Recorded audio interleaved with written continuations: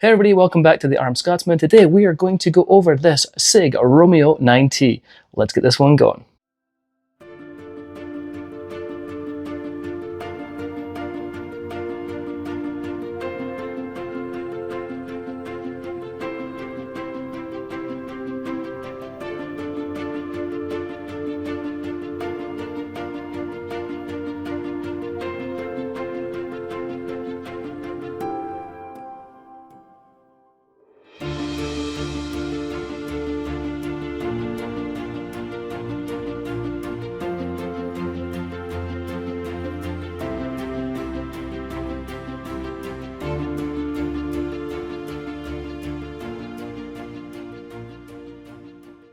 All right, folks, as I said, this is the Sig Romeo 9T. I just want to give a massive shout out to Reticle in Orem, Utah for lending this optic to me to review. If they didn't, there was no way you guys were going to see this on the channel. I would never have paid $3,900 for this optic, but a massive, massive thank you for them to lend it to me so I could, we could check it out together. So thank you to them. All right, folks, so let's dive right on in. I'm going to change the camera angle around and we'll give you a nice close look up of this very expensive optic. All right, so yeah, let's take a close look at this. Now, this is what almost a $4,000 optic comes in. A little cardboard box here. It does come with a kill flash that you can put in and take out pretty easily, and it comes with like a couple of tools that you need to do any maintenance or take off the shroud on the optic, and a lens pen cleaner. But that's what you get in the box. Let's move that out of the way. All right, so let's take, as I say, a nice close look up at this very, very expensive optic. You're going to, right off the bat, you're going to be like, huh, kind of looks like an EOTech. And yeah, it does kind of look like an EOTech. Obviously, there's some massive differences, holographic LED one in here. Okay, so let's go over the features around here. So right here, you have your brightness settings for your two optics on here. So there's a red dot and a green dot, and you can have the circle of death for the donut circle of death. And it has night vision and things like that. This is where you're going to adjust the brightness on those. And then you move along, you've got a little branding here, Romeo 9T. You notice you've got some more Sig branding right here. And then you have the shroud on here to protect the optic, which I'm always a fan of. I'm always a fan of overbuilding optics. This thing is pretty weighty. It comes in at just under 14 ounces. It does seem like it seems like it's extremely durable. And if you think I'm going to torture test this, you would be absolutely wrong. That's never going to happen, unfortunately.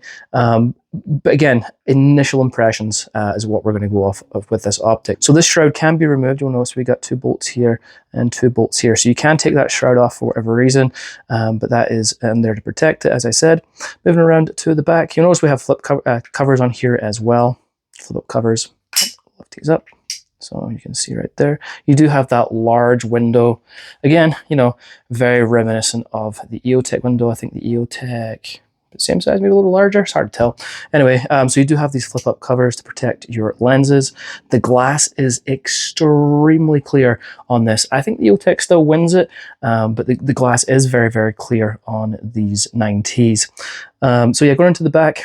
So moving around to this side, you do have your battery cap here. It is tethered, so you can adjust that. It takes a CR123. And the battery life has been stated at 50,000 hours. Now, I don't know if that's 50,000 hours with just the dot, or if that is with the donut of death also. And obviously that is not max brightness. So I'm not 100% sure, but it does have that kind of standard 50,000 hour battery life. I'm going to go with that's probably, I shouldn't speculate, but I was going to say maybe it's just with the red dot, but I'm not sure. All right. And so talking about the battery, if the battery dies, if it's taken out, or whatever, but we're going to say if the battery dies, if you're in the field, if you're out doing shooting or whatever you're doing, the battery dies, there is an internal battery for essentially emergency use. And I believe I read or heard it's about 50 hours worth of battery life. So if your battery dies, you do have that internal battery that will keep this running in an emergency, which is very cool, I think. And most of us wouldn't, probably need that, but this, I think this is definitely geared towards the military, and I think for certain people that would be a massive benefit. For people like us, just civilians, if you bought this, it's not probably that big of a deal. It's still nice to have though. Won't ruin your range day. You do have a cross bolt right here to clamp this down. You can see it's actually got quite a lot real estate right here to actually clamp on. So it's not just like here, it's a larger area to really clamp down on that. So that's really nice. I think that's a nice benefit. And you'll notice here, you have these pick pieces that will go in to really clamp that so it cannot move. So very nice indeed. So moving along to right here, this is our first adjustment right here. This is for the red dot / donut of death, and they actually, because I mean these dots are both independent from each other, so you do have to have multiple ways, or 2 ways to adjust. So you've got the red here, and then you've got the green here, and then for your up and down, you've got red here and green here, so you can make your adjustment, because as I said, they are independent from each other, which was what makes this optic so unique. Now with this night vision button, it's actually, if you press and hold this down, you can switch between the reticles, between red and green. You can have both reticles on this, you look through, you could have both red and green on the screen. I want to call it screen. Looking through here, you can have both of them on there at the same time. I currently have green on here.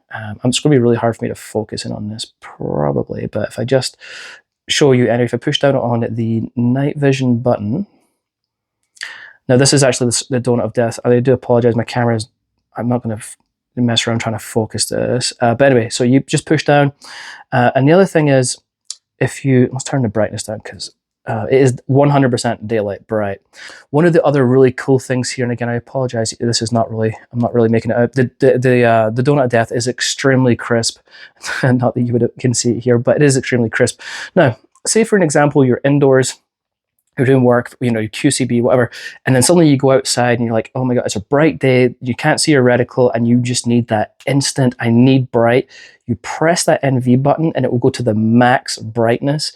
Right, as you can see here, it changed right up to the max brightness. So if you just jump, again, if you transition out there and you're like, I need bright, press that button, boom, there it's there. You press it again, it'll take it back to the brightness you were previously at. So very cool. I really like that. It's kind of well thought out of.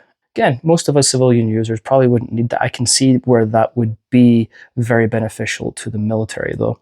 And that does that for the green dot also. So let's talk about how they project the red dot. So basically, on a standard red dot, and if you think to maybe like a pistol red dot where it's not enclosed, you can get maybe a better idea. It's right at the back, and it projects that image onto the lens.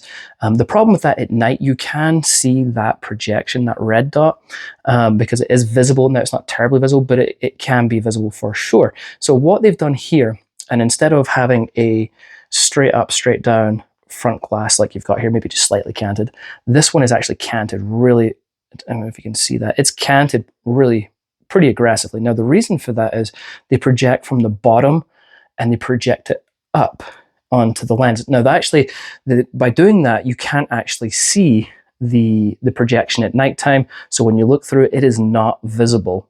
Let's just check out real fast how these adjustments feel. So I'm going to use the tool that they gave. Let's go here and see how these adjustments are. Very positive, very tactile. I don't know if you can hear this. So what would the purpose of this optic be? Most people give the example, if you're running a 300 blackout and you want to zero, for subs and then supers, obviously point of impact, when you start getting a little bit out of the distance, is going to be very, very different. So that makes a lot of sense. Now, that's just one example. I'm sure people could come up with the other examples, maybe suppressed versus unsuppressed, if the point of impact's different enough, whatever. It's totally up to you. However, that's kind of the example people have given. So yeah, so overall, let's go over this, kind of the final thoughts. Do I like it? Yes. No, it's very cool. It's very well designed. It's got a lot of really great features on here. Yeah, I really like it. Would I own it for 4K? Freaking no, I would not own this for 4K. If this came down to, way, way, way, way less. But again, I'm not the target for this optic. This is definitely a military. Sig's definitely targeting military with this optic. This has definitely not been designed for the civilian market. However, maybe in the future we'll see some clone copies or something come out, or maybe other companies producing the basics of this in a cheaper optic, which I would definitely be interested in looking at. If this came down to max $1,500, I'd be looking at it. But Yeah, not above that. Other than that, it is a very, very cool optic though. And again, I'm extremely appreciative to Ready Gunner for letting me borrow this. If you have any questions, any comments, please ask them below, folks. Happy to help out wherever I can. And that's it. Until next time, we'll catch you later.